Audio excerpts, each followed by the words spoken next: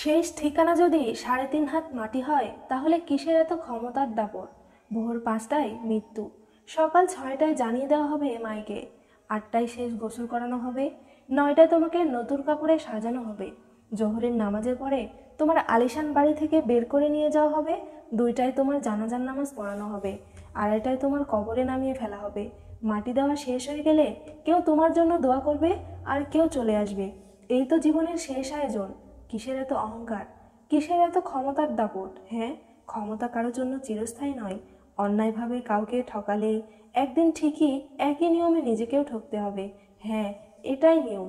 ভোরের সূর্যোদয়ের আলোতে যে পৃথিবী আলোকিত হয়, সন্ধ্যার সূর্যাস্তে তা আবার হারিয়ে যেতে দেখি। অসত্যকে কখনো ঢেকে রাখা যায় না। প্রকৃতির বড়ই নির্মম। কবে কোথায় কখন কার ওপর আঘাত আনে তা একমাত্র ওপরালাই ভালো বলতে পারেন। অহংকার আর দাম্ভিকতা পতনের লক্ষণ। তাই অহংকারী না হয়ে সহনশীল হন। ক্ষণস্থায়ী এই দুনিয়ায় কেউ চিরস্থায়ী নয়। এই জন্য ভুলে যেতে হবে সব রঙিন স্বপ্ন, ফিরে আসতে হবে রবের দিকে, কারণ শেষ ঠিকানা তো সেই ৩.৫ হাত মাটি।